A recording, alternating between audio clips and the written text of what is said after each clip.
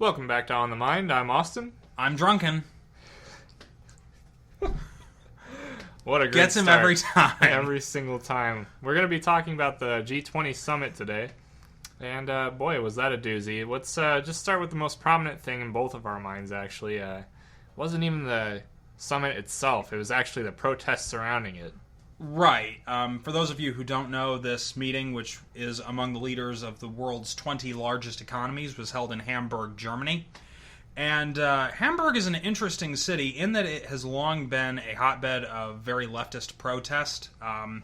That's sort of a hangover effect from World War II, in a sense. There's a very strong sort of anti-fascist sentiment there that has evolved over the years into, quite honestly, absolute anarchism. And in fact, I'm not saying that in a derogatory way. That's actually how many of these protest groups that were active in Hamburg over the weekend identify themselves as anarchists. And anti-fascists to begin with, who do you think they targeted as their least favorite leader? I'd say it's probably about a toss-up between Donald Trump and Vladimir Putin. It was about 50-50 there. I honestly believe that they're probably leaning towards Putin more just because he's a more immediate threat. For the Germans, yes. They were probably at least more conscious of him than Trump. And as far as I know, Trump's security team didn't get... Or, sorry, not his security team, but the police assigned to protect him at his hotel didn't get attacked, but Putin's did. Correct. The security teams that were assigned to protect Putin actually were mildly assaulted outside of the hotel where Putin was stationed at that particular moment. There was kind of a similar incident that occurred with Trump, however. Apparently at one point while his limousine was moving through the streets of Hamburg, what happened was several hundred people in this neighborhood's an interesting place because it actually is just an incredibly sort of leftist anarchist neighborhood, which makes it seem like a very stupid place to hold the G20 Summit, the leaders of the capitalist world. But apparently several hundred people actually converged on the side streets at one point and were sort of trying to block the progression of Trump's limousine through this particular neighborhood of Hamburg. The police were apparently able to stop that fairly effectively because of their presence on the streets, so that didn't turn into sort of, as the French would say, the incident international that it really might have. Mm-hmm. I just have to say that Merkel could have prevented a lot of this from happening, and it kind of gives her like an advantage a little bit in these talks. To a certain extent, although these people are also not particularly in favor of Merkel. They probably are less against her than Trump or Putin. However, one thing that really has come out of the aftermath of these protests is the fact that the German security services, and particularly the police in Hamburg, who know these neighborhoods very well, have actually been expecting this for several months. The police chief of Hamburg made a statement to that effect yesterday, I believe it was. And that really leads into questioning why the response was as delayed as it was. Because while police did eventually get out onto the streets with appropriate force, they used tear gas, water cannons, that sort of thing to quell the violent protesters, it was several hours on Friday evening before that response was actually coordinated. And what the official line from the Hamburg police is that they had received intelligence that some of the protesters had positioned themselves in elevated positions in the high-rise buildings in that district, which are a major feature of that particular district of the city, and were planning to throw Molotov cocktails down on police forces. So, I mean, this was frankly an unmitigated disaster. If I was Angela Merkel, I would be absolutely humiliated by the way that her country was represented at a G20 summit hosted within it, and I frankly think that her response has been far less than adequate in terms of explaining why this happened and why sufficient provisions were not made for it. I honestly think that I don't know how most of the other leaders were treated, but I think that the effect that it had on Putin and Trump was, in her mind, not really a horrible thing. No, and my guess is that, Trump worries what people think of him. That's his sole and abiding concern many God days. bless him. I think that Vladimir Putin is probably long past the point of giving a damn what anyone thinks of it. I mean, he sold his soul a long time ago. If he cared, he would not be the president of Russia right now. So, if he cared about human rights or opinions, he wouldn't be. So my guess is it did not disturb him unduly. Well, okay. Let's talk about what was actually talked about at G20. Right. Now, the G20 Summit contains many different forums. For example, forums on African development, forums on development and emerging market economies. It really is a meeting of the world's economic leadership. In fact, that's really what the purpose of the G20 is. Yeah, and it's really inclusive. I mean, you can bring your own daughter. Yes. Yeah, she can sit in a big girl seat. And yes. Represent the free world. Yeah. I'm a little upset about that. Yeah, for those of you who aren't quite in on this joke, Ivanka Trump did actually briefly sit in for her father during, and I forget which forum it was, I couldn't tell you off the top of my head, but during one of the forums of the G20 Summit. And I think that raises some very particular problems, and those of you who maybe have listened to our show before know that I'm a little bit less stringent than Austin on the state of whether or not Ivanka and Jared Kushner's positions within the White House are technically nepotism, according to the statute that governs the hiring of presidential aides and advisors within the United States legal code. But be that as it may, this just crossed a line that never should have been crossed. I mean, this was an instance for Donald Trump to actually have a little bit of serious economic substance behind him, and having Ivanka sit in was just idiotic. Mm-hmm. And it just goes to show he broke another thing he had in his campaign, how he's always going to represent us, how he had so much stamina, and it just seems that this is another chance for him to prove it, and he just decided to sit down and let his daughter take over. Right. And honestly, if you want me to be completely honest with you, I think he's just kind of getting her ready for her own presidential run. I don't know if I'd go that far. She's at least going to get into politics. I agree with that. I think she has the taste in her mouth at this point. And, it wouldn't surprise me if in the future it was, what was Hillary's daughter's name? Chelsea Clinton versus Ivanka Trump for first woman of the... Pardon me while I drink some beer. Yeah, we got to down one real quick. That's part of the rules. Every time we hear something that we really don't like, we have to drink. The alcohol industry loves us. Yeah, and by the way, beer companies, if you listen to our podcast, feel free to give us a sponsorship. I will drink as much of your beer as you send us and talk about it on a podcast. My cousin runs Drunken Lullabies, right? Plug for Drunken Lullabies here. No, I mean, we could probably get on the show and talk politics with him one day. We should do that. I'll see if he's interested, but yeah, we'll keep you updated. We almost actually started networking with their network, but that didn't pan out because the guy never gave me a time to meet up with him. I can't remember. Anyway, moving on. I read an interesting article the other day. It kind of plugs in with this whole... There's a lot of different leadership in the, upper circle of Trump's. And I guess this goes with his companies too. He likes to delegate. Yeah, absolutely. And his chiefs of staffs have chiefs of staff. Yeah. It's just kind of crazy because they all have their own agendas and they're all lobbying for their own agendas instead of for Trump's. Right. And that kind of runs contrary to what's happened for the past, 240 years? I may not go quite that far because there have always been personal interests in politics. Fair enough, but... Politics are a matter of human interference, and frankly, wherever you have humans, you're going to have human nature. Right, but I'm just saying they have... The aides to the president have more aides themselves than any other presidency before them. Absolutely. And I mean, in this particular White House, I can see where that would be a liability. I can also see where that would be an asset because there is, by all reports, there is substantially less leadership from the top than there has been under past presidents. Trump apparently is not particularly active outside of coming up with the very broad strokes of policy. And he tends to delegate that down. So I can actually see in some cases... He's also, pretty active in just the regular strokes in golf. Well, I'll give you that one. But yeah, it just all boils down to how he handles things. He seems to only want to get all the glory without doing any of the hard work. Jim Mattis, we appreciate you. Thank God. Will you run for president? Yeah, just start it. Please. Well, I'm not going to ask you to participate in a coup, but I wouldn't say it's a bad idea. Hi, NSA. We know you're there. We love you. No, we don't.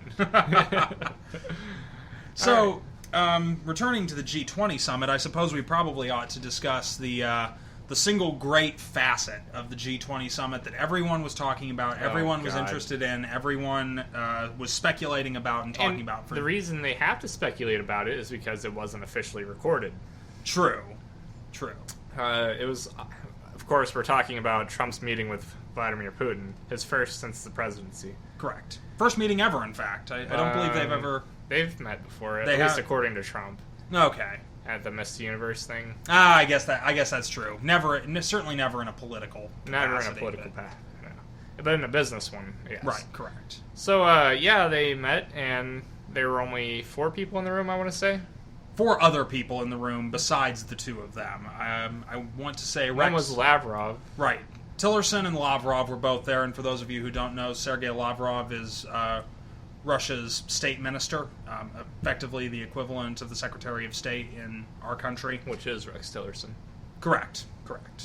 So Tillerson and Lavrov were both present. And translators for both sides. Correct. And, again, Lavrov's presence there was kind of an interesting thing because he really is considered in many ways sort of the second in command in the Russian government. Even though Dmitry Medvedev is officially the prime minister, Lavrov has been a senior member of Putin's team for a very long time.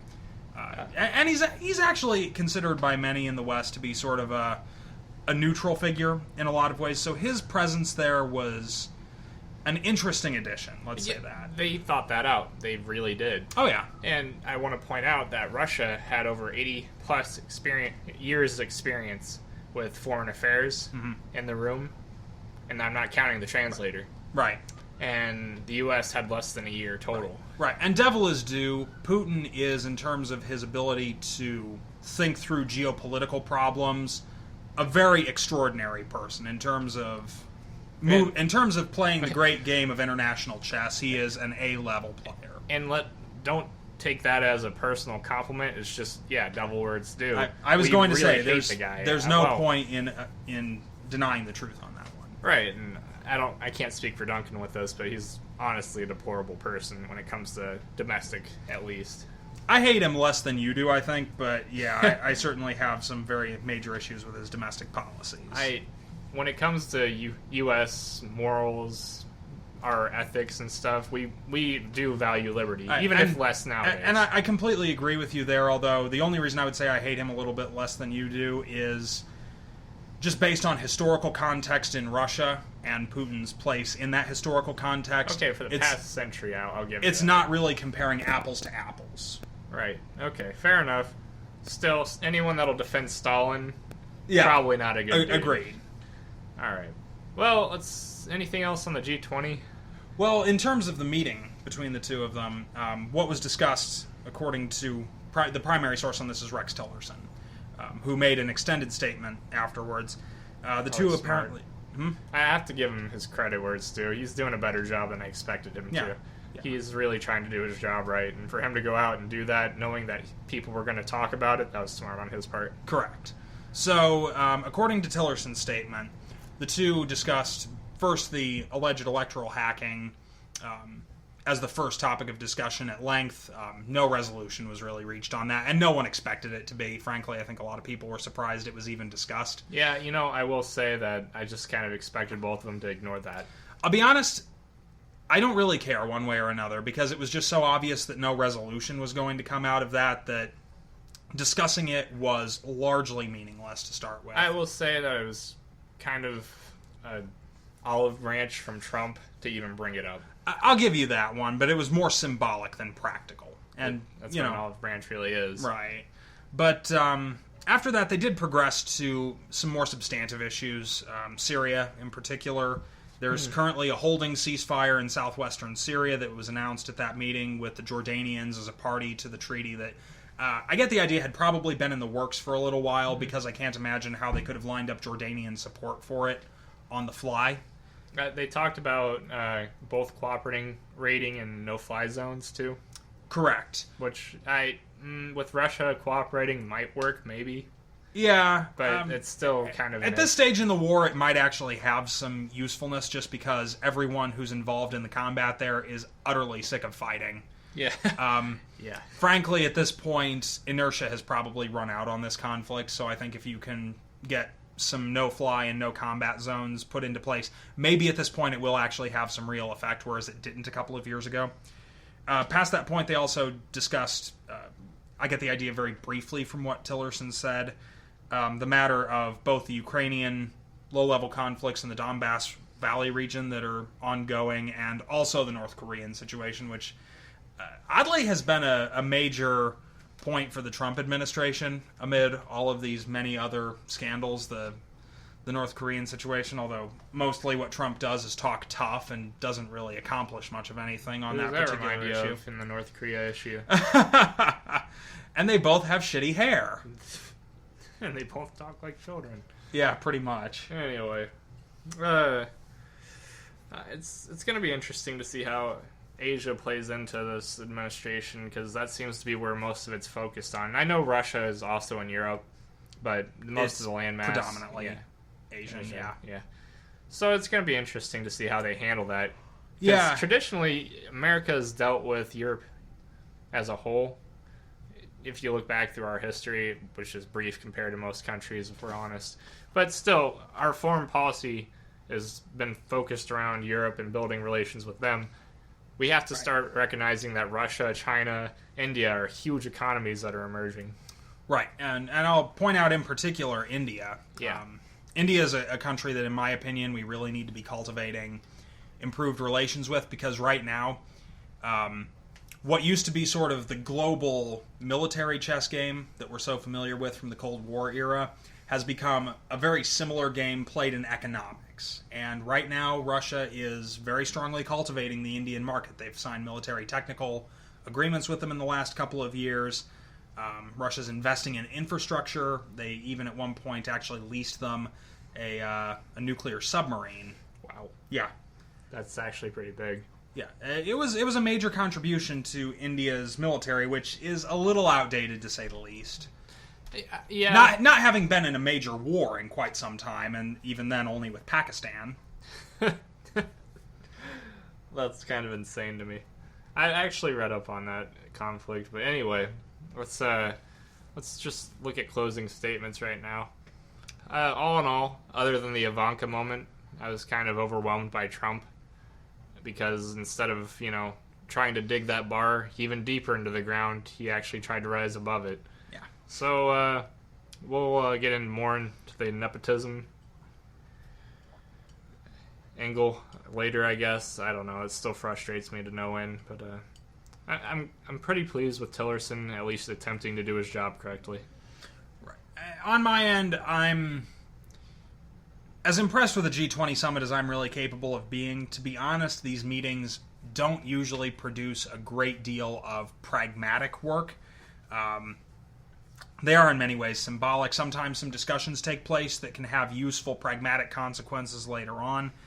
I guess my impression of it, just taking away my overall impression of the G20 Summit, is how disappointed I really am in Germany as a state in terms of hosting a major economic conference, something that, at least to the member nations that participate therein, is quite important, and having that really overridden by protests that they knew for months were going to happen, and failing to have made proper preparations for that. So I really just come away from this with the impression of what in the hell was the German security force thinking with regards to that, and why were proper preparations not made. And I think that Germany has a lot to answer for on that particular account, and I think it's going to be quite some time before anyone seriously floats the idea of having a G20 summit in Germany again. Yeah, that's a good point. Well, that's all that's on the mind. If you like this video, please like it. If you want to yell at us for our incorrect opinions, you go ahead and do that. You go ahead and do that, and we'll answer you in the comments section. Yep. If you want to hear more from us, please subscribe. We'd love to have you follow us and keep us up to date on what you think's important. If you'd rather hear us talk about beer, tell us we need to be on that beer podcast Austin was talking about. Drunken Lullabies. That's it. Go check it out. Well, thanks for listening. Good night.